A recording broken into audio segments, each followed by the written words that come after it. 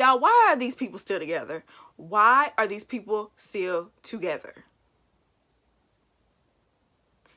And y'all know who I'm talking about. Welcome to La Vida Rosa. I'm your host, Pinky. Hopefully you recognize me. I haven't worn a wig on this channel in so long. But we're stuck in the house. So I'm not taking my cornrows down for nobody. For what? My hair is washed and braided under here, and it will be for the next couple of weeks. So get used to me in wigs. But we're here to talk about Married at First Sight. So if you'd like to see more, then just stay tuned. Don't forget to check out my website, LaVidaRosaStyle.com, where you can find cute accessories like the ones I'm wearing right now. Don't forget to like, comment, and subscribe. And without further ado, let's get into this video. How did Brandon and Taylor get back together? Not to mention Zak and Mindy. We definitely should have been at least 2 couples down with the honorable mention of Mika and Michael.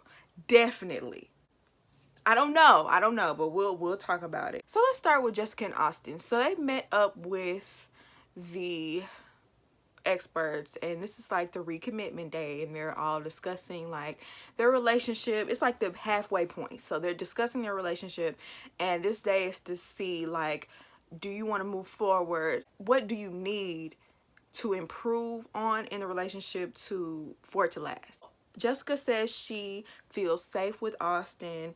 And Austin said he's committed to her every day. So they basically asked him what would be a deal breaker in their relationship. And Austin feels like if he lost trust for her, then that would be a deal breaker. But later on, he said he has the ultimate trust in her. So we ain't got no time to be worried about that right now. So Jessica is still harping on this love word. Girl, I'm just gonna say what I said last time. He loves you. Every time we look at Austin on screen, he's either trying to cook, he's either trying to clean, he's doing this, he's doing that. He's showing you, trying to show you how much he loves you. He's putting that effort in. I don't want to hear it about saying it. He's going to say it eventually, but right now he's showing it to you. And I feel like she needs to appreciate what he is doing for her, because I feel like personally he's putting in more effort than she is. I'm glad she didn't say nothing to him about it. I'm glad she held back and didn't say how she actually felt about the love word, because she knew she would be badgering him. She already asked him one time.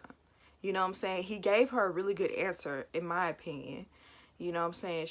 It's like she just wanted to hear it so bad, but let it come in its own time. And I'm glad she just waited. I'm gonna move on to Katie and Derek. Katie, you are a dream killer. You are a party pooper. You are a person that sucks the energy out of the room. Why are you coming up with any little thing to argue with Derek about? You are coming up with these arguments. I'm sorry. There was no reason for them to go back and forth over this. Let me tell you what Derek's dreams consists of. He wants to backpack through some countries or skydive or something like that. He wants to write a Christmas song, and he wants to write a book. Those are his big dreams, right? Katie is so judgmental of his dreams. So judgmental. Yeah, they're a little bit offbeat. Who thinks about writing a Christmas song? But maybe Derek is going to be one of those daddies who takes out time with his kids and like, we're going to have our own special, you know, tradition and write a Christmas song every year or perform our Christmas song. You know, it's weird and nerdy and corny, but that's what daddies do. At least he's invested in his family. Like, he wants to write a Christmas song. He don't want to write. It's not like he one of these deadbeat rappers out here, ain't making no money, ain't helping take care of their household or kids, but steady trying to be a rapper. No, that's something he's doing on the side. Girl, he put you on his health care. Support that man's song. It's like every time he tried to throw out something he wanted to do. Oh, I want to write a book. But you know we're not going to be able to do that when we have kids. So you mean in my spare time? My whole life is not going to be ran. See, that's the thing. It's like she want to run his whole entire life, every second of his life. So you're telling me you're going to run his life so much that he's not going to have any spare time to like go to his office and have a couple of hours and write a book? He don't have to write it all in one day. He don't have to write it. That doesn't have to take all his time. He could just use some of his spare time for a hobby of writing a book. What is the big issue with that? I just feel like as long as the bills are paid, he's taking care of his household, he's taking care of his husband duties. When y'all have kids, he's being a good father. He's not being irresponsible. What is wrong with this man pursuing his dreams? And my thing, if you can't support me and my dreams, I don't know if we could be together. Because even I just need your minimal support of, go ahead. You know, you might not believe in it. You might think I'm crazy. But as long as everything else is taken care of, why not just give me that little bit of support? Just a tiny bit. Just, okay, go ahead. Do what you got to do. I'll do this while you do that. And then by the end of the episode, I understand completely why she doesn't support any of his dreams. She doesn't have any of her own. So she's closed-minded. I feel like she's one of those closed-minded people that doesn't think outside the box and look at other people crazy when they do think outside the box. Because you don't have any set for yourself, you don't think anybody else should step out of the box. You never know. He could write a song that could go #1, like Mariah Carey's This Christmas. It could. He could write a book that becomes a bestseller. It could. You gonna want some of that money, ain't you? Yeah, you gonna support his dream then. Like, it's like, and even if none of that ever happens, let the man live. I just couldn't understand why she wanted to stomp on his dreams so bad.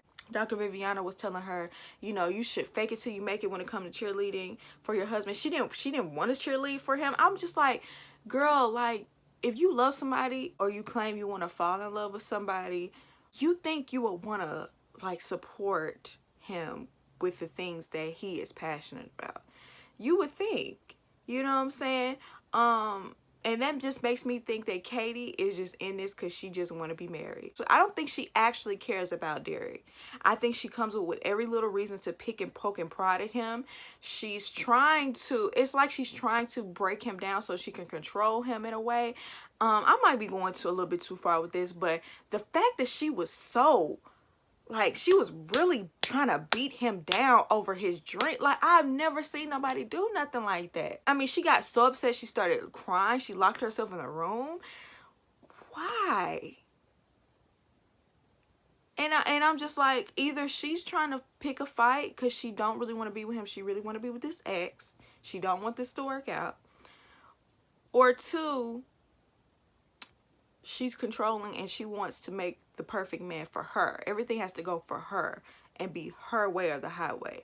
And the more I see of Katie, the more I dislike, the more she needs to grow up. She's very immature. And yes, Derek is immature in his own ways. He has his own things he needs to work on as well. But Katie, she definitely was not ready to get married to nobody at all. And I saw that from episode 1. She was stuck on her ex and she's still not over him. And then on top of this, she's steadily criticizing this man for no reason. Because I saw a preview for next week. She was like, because he's a boy, Dad. He's a boy. Yeah, he's playful.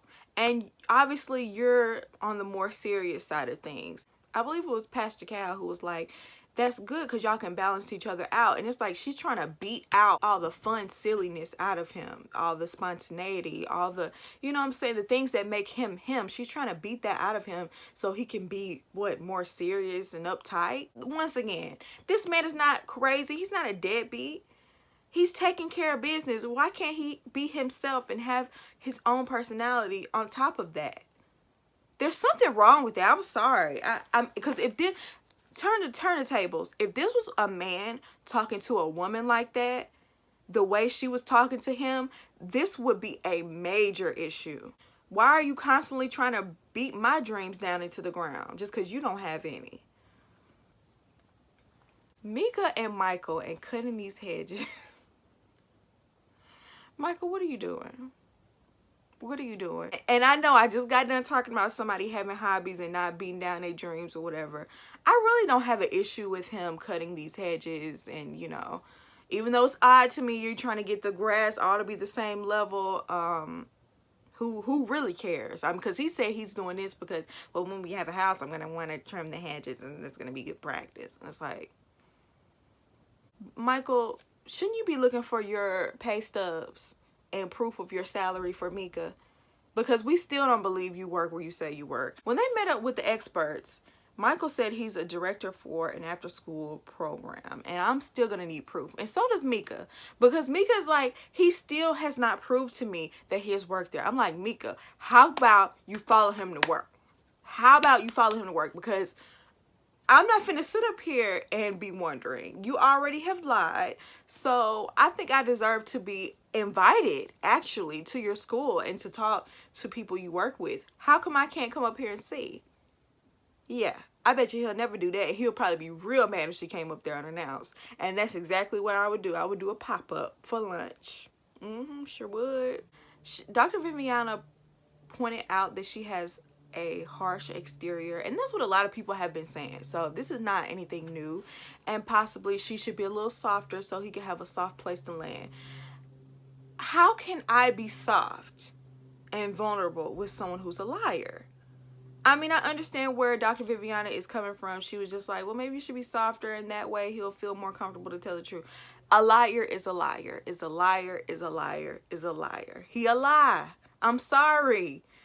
He has lied about too much. It's not like he lied about one or two things. He's lied about everything. Since the day she met him, he's been lying. So, of course, I don't even understand why she's with him, honestly. Because she's been calling him out since the jump. Boy, he was saying that she's more logical and analytical, and he's more of the emotional core. It seems like he feels like because he comes back and apologizes, it should just never be brought up again. And Pastor Cal was just basically like, you're gonna be making up for this. You're gonna have to put in a lot of effort and time because you lied, so you're going to have to work to make up for it, period. There was one point where Dr. Cal was like, are you being honest with me? Does she ever come to you and initiate emotion? No. You being honest with me? Yeah.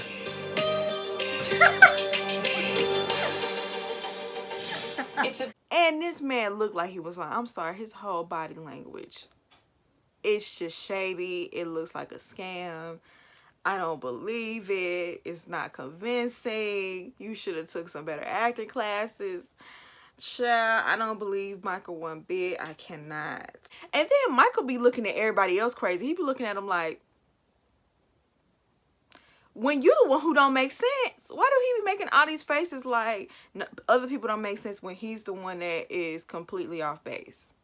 I just really don't feel like discussing the rest of what happened with him because it's redundant. He didn't apologize 15,000 times. They told him if you don't want to talk about something, then just say that instead of lying. You shouldn't have to tell a grown man that. That's something a little kid does. That's something you learn growing up. Look, if you don't want to talk about something, just say you don't want to talk about it. You don't have to lie. You ain't got a lot of kick it, Craig. Tommy, you ain't got no job. Okay, I'm done. I'm done with them. Let's move on to Brandon and Taylor. So they've had zero communication since that last time they talked.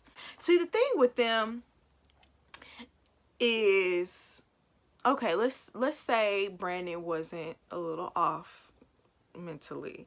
And let's say that Taylor wasn't doing this for TV, because I honestly feel like that's the case. But let's just say both of them are not willing to let their guard down. Look, I'm 100% committed to this thing without the other one saying it first. You know what I'm saying? In that case, neither one of them are giving enough. But I just don't think this will work because of what I said at the beginning. Like, that's a recipe for disaster. How will it ever work if she's not truly being genuine and he has his own issues, you know?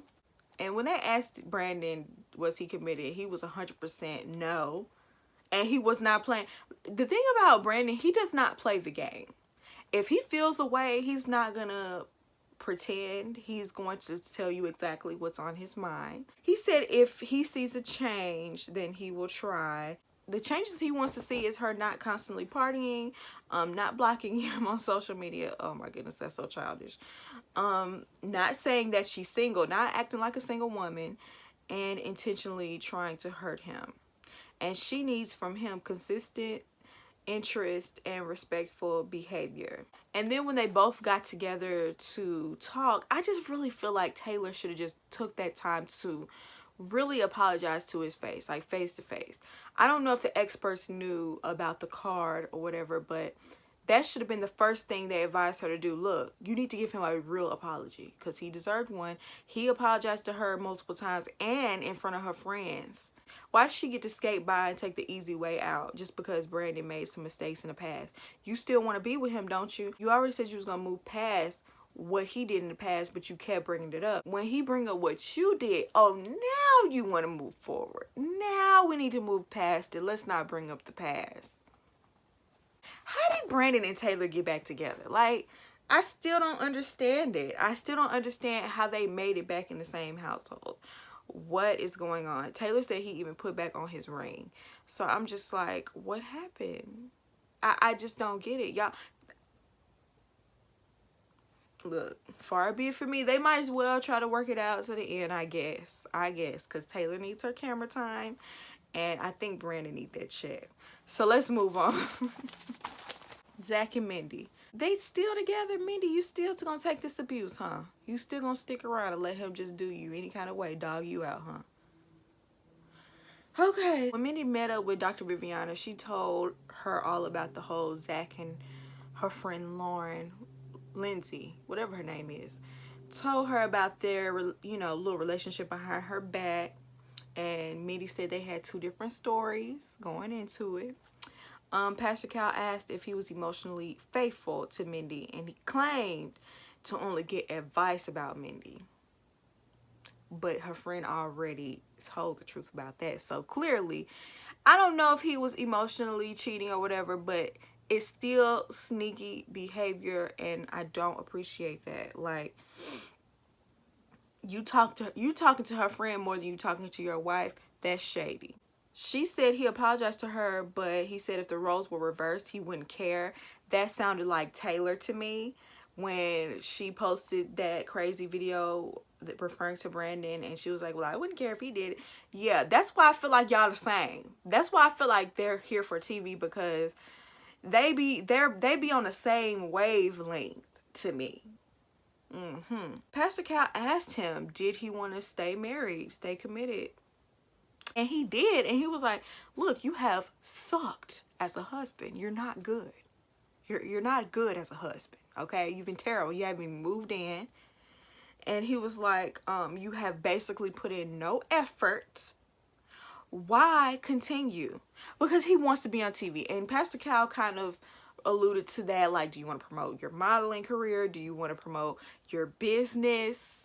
Or do you just want to look like a good guy? Either way, you're not coming out looking like one. You look like a big jerk, one of the biggest on this show. You up there with Luke and Matt. You up there, buddy. You up there. He kept talking about wanting a positive experience. And it's like, you want a positive experience as opposed to a successful marriage. You're not saying the right things, buddy. You think you talking real good. That little flowery language is talking real good, but you be telling on yourself every single time. But even though Pastor Cal felt the way he felt, you can't make people divorce. If Mindy still want to be with Zak, what can we all do about it? It's the same thing with Michael and Mika. If Mika gonna stay with him, what can we do? What can we do? You can't force no grown person to get a divorce. So Dr. Viviana was like, you need to give him some consequences and demands, and then actually put your foot down and do what you say you're going to do if he don't follow these ultimatums. What she wanted from him was very basic for a wife. She didn't even ask for much, okay? She just wanted to see him outside of filming, which I think is also really shady that he doesn't try to spend any time with her off camera. Yeah, you just want to be on TV. She wants to see screenshots of these conversations that he had with her friend. And he claims to not have the messages anymore. And it's like, why do y'all keep deleting these messages? I'm going to be real with y'all. I thought about this. I cannot remember the last time I deleted a text message. I don't really delete my messages too often. And it's probably time for me to go through them and delete, because it's probably taking up a crazy amount of space. But I don't really delete. What's the point? What am I deleting them for? And then plus, when you text, you don't really think about deleting them, especially if you ain't got nothing to hide. And she deleted messages from that day, and he deleted all of them. Y'all too shady. She also wants him to tell her what he is accusing her of lying about. Like, and I'm like, Mindy, you shouldn't have moved forward off that couch till he told you. what was the point of saying, well, you're gonna have to tell me if he get to walk out the door and y'all act like nothing ever happened? So when is he supposed to tell you? Like, I was so confused about that. And also, she wanted him to move in, and he had excuse after excuse. Okay, so later on in the episode, all the girls went to go eat with Pastor Cal, and all the men went to meet up with Dr. Viviana. Zak still has not moved in, and Jessica went off about it. What did you think this situation was going to be? You go on the honeymoon, and then you go move in. We all knew what it was when we first got here. You are somebody's husband. That means you live in the house with them. This is not a long distance relationship. This is a marriage, and you stay in the house together. That is how marriages work. And I was just like, go off, Jessica. She was doing better than the expert. And then on the men's side of things, I want the men to go off on Zak.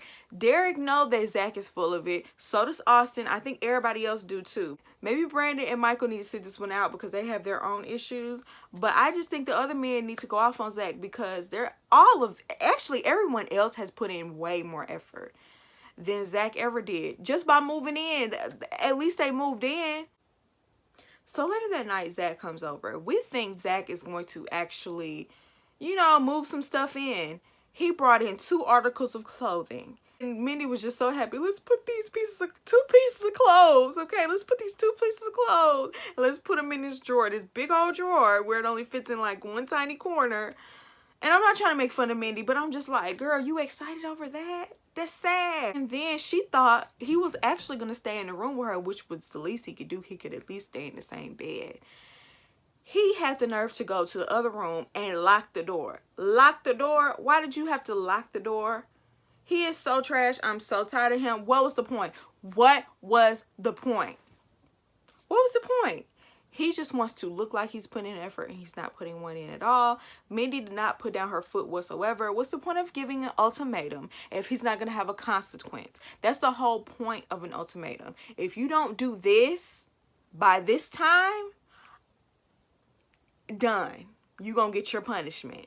And really, it might not even be a punishment to him other than he don't get to be on TV. Oh, I'm done, y'all. I'm done. I want to be done with the season. But this next half looked like it's gonna be a little bit entertaining, so we're gonna keep watching. So yeah, let me know what you guys think down below. Do you agree with me? Do you not agree with me? And I hope you enjoyed this video, and I'll see you in my next one. Peace.